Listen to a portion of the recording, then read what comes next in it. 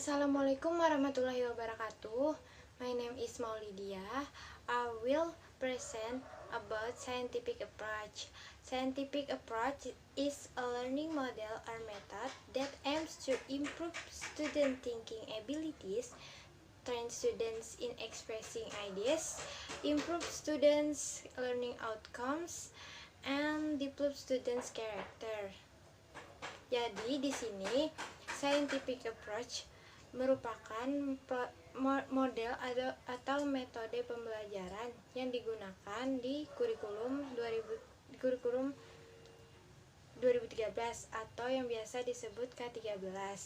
Nah, di sini tujuannya di kurikulum ini dan model serta metode ini untuk merangsang siswa agar menjadi lebih aktif. Nah, itu sebabnya saat di K13 sering ada sebutan bahwa di sini siswa yang aktif bukan guru yang aktif. Nah, ini merupakan metode pembelajaran untuk metode atau model pembelajaran untuk merangsang keaktifan siswa baik dalam berpikir maupun dalam bertindak.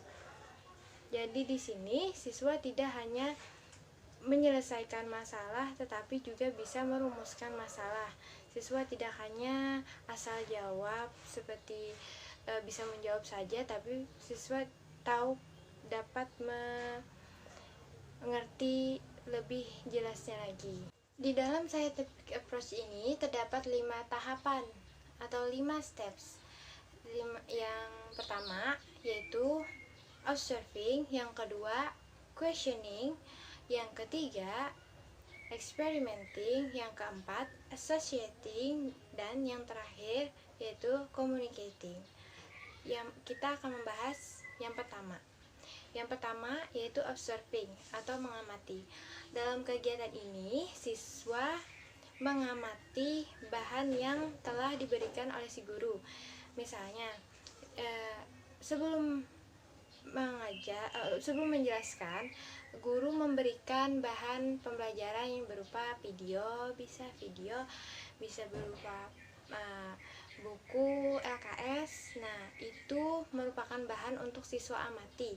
Jadi di sini observing merupakan kegiatan si siswa mengamati bahan yang terkait dengan pembelajaran di hari tersebut. Nah,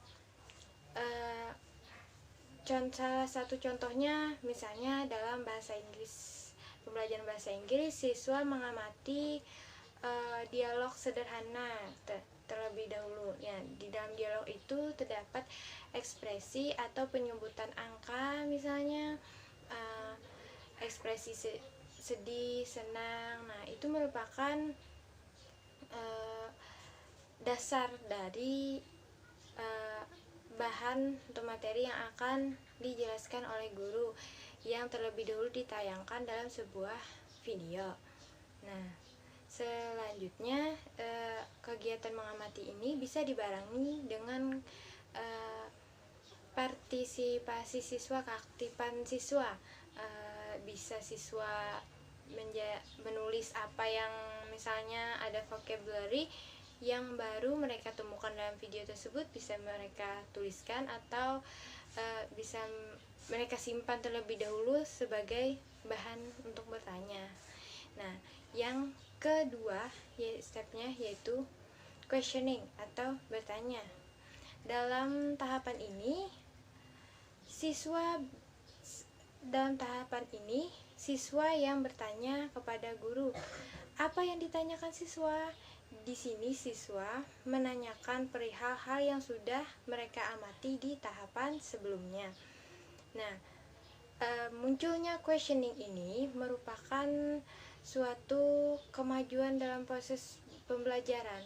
Jadi di sini artinya siswa bertanya, itu berarti siswa terangsang otaknya ingin mengetahui hal baru yang baru saja mereka lihat atau baru saja mereka ketahui.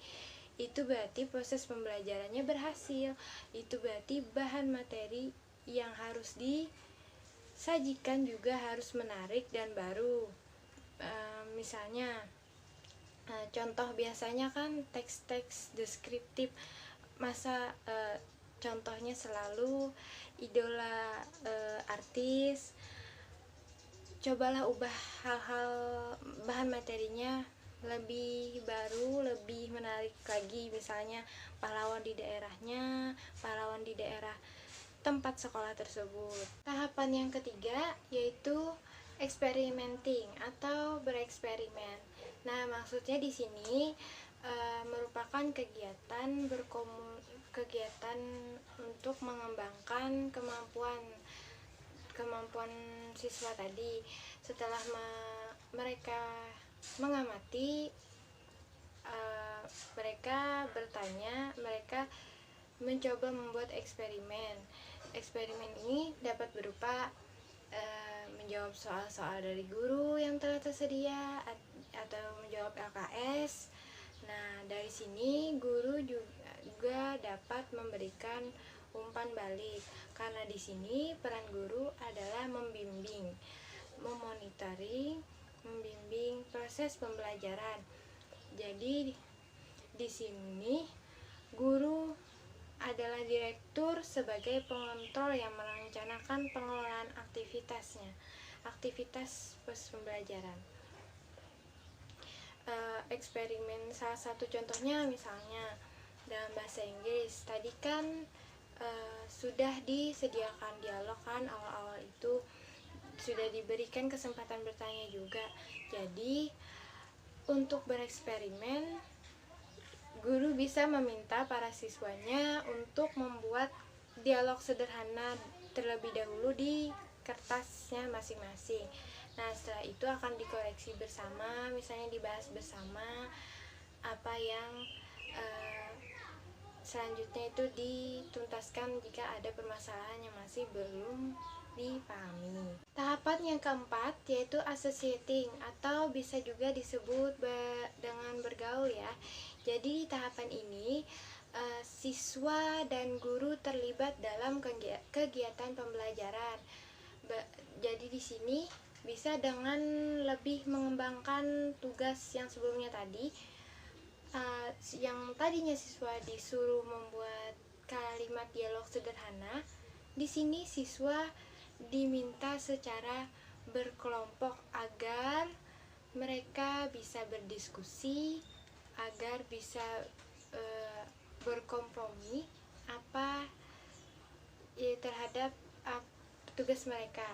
Misalnya kerja kelompok tadi kan awalnya dialog. Kita lanjutkan saja contohnya seperti dialog. Guru meminta siswa untuk bekerja kelompok, membuat dialog sederhana.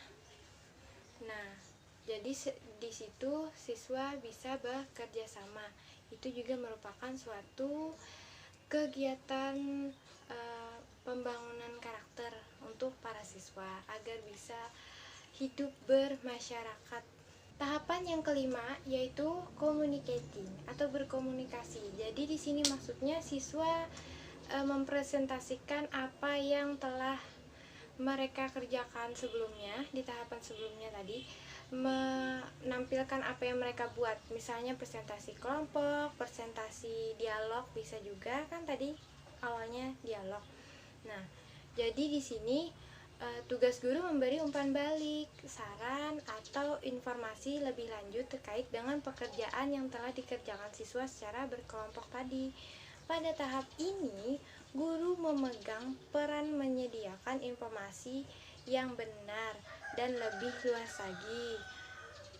Jadi, pada tahap ini, siswa seperti melaporkan hasil pekerjaan mereka sebelumnya. Nah,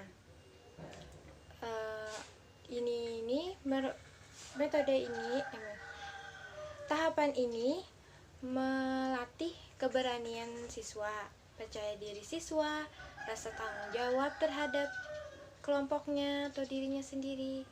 Ini semua juga berhubungan dengan membangun mendidik karakter. Nah, jadi kelima steps pada metode scientific approach ini intinya pada metode atau model pendekatan saintifik ini merupakan suatu metode pembelajaran yang di sini berperan aktif adalah siswa. Dan kelima step tadi atau kelima tahapan tadi merupakan kegiatan yang dilakukan oleh para siswa. Di sini tugas guru hanya sebagai monitoring atau pembimbing saja. Sekian presentasi dari saya. Salah dan kurangnya mohon maaf. Wassalamualaikum warahmatullahi wabarakatuh.